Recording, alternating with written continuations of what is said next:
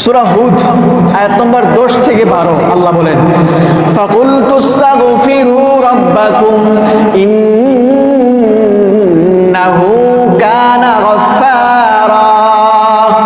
রব্বুল আলামিন বলেন, তোমরা বেশি বেশি ইস্তিগফার করো, বেশি বেশি ইস্তিগফার করো, কারণ ইন্নাহু কানা গফফারা।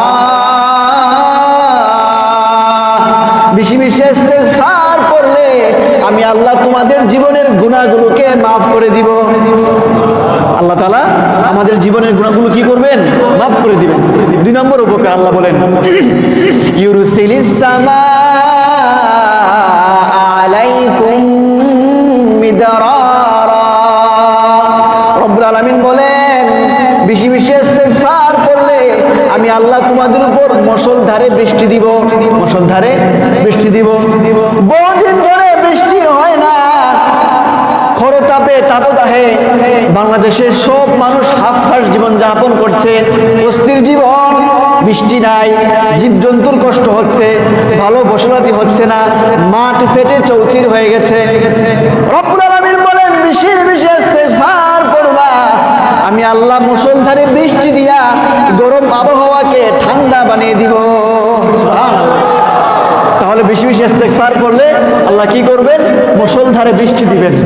3 নম্বর উপকার আল্লাহ বলেন, ওয়ায়ুমদিদকুম বিআমওয়াল।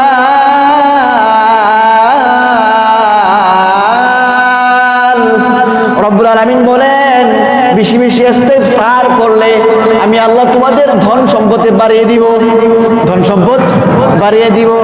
কেমনে বাড়বে? ব্যবসায়িকদের কাস্টমার বেড়ে যাবে, চাকরিজীবীকে মালিক বলবে, আগামী মাস থেকে তোমার বেতন 2000 টাকা বেশি, 2000 টাকা বেশি। রব্বুল আলামিন বলেছেন, তোমরা বেশি বেশি ইস্তিগফার করবা। আল্লাহ আমার চেয়ে আমার বিষয়ে ভালো জানেন। আমার কাজ হচ্ছে বেশি বেশি ইস্তিগফার করা, আর আমার আল্লাহর কাজ হচ্ছে আমার ধন সম্পদে বরকত দিয়ে দেওয়া। সুবহানাল্লাহ। তাহলে বেশি বেশি ইস্তিগফার করলে আল্লাহ তাআলা আমার ধন সম্পদে বরকত দিয়ে দিবেন। 4 নম্বর উপকার আল্লাহ বলেন, ওয়ায়ুমদিদকুম বিআমওয়ালিন ওয়া বানিন। আমি আল্লাহ তোমার সন্তানাদিতে বরকত দিয়ে দিব, সন্তানাদিতে বরকত দিয়ে দিব। আমি আল্লাহ তোমাকে এমন একজন সন্তান দিব, যে সন্তান 1000 সন্তানের কাজ দিবে, সামাজিক ভাবে রাষ্ট্রীয় ভাবে সে এমন কাজ করবে, অন্য অন্য বাপের সন্তানরা বলবে, আমার এতগুলো সন্তান না হয়ে তার মতো একজন সন্তান হলে আমার জীবনটা আরো ভালো হতো।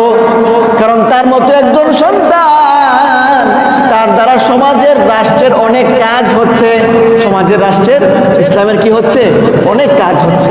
তাহলে আমরা বেশি বেশি ইস্তিগফার পড়লে আল্লাহ তাআলা আমাদেরকে সন্তানাদি দিবেন, সন্তানাদির মধ্যে বরকত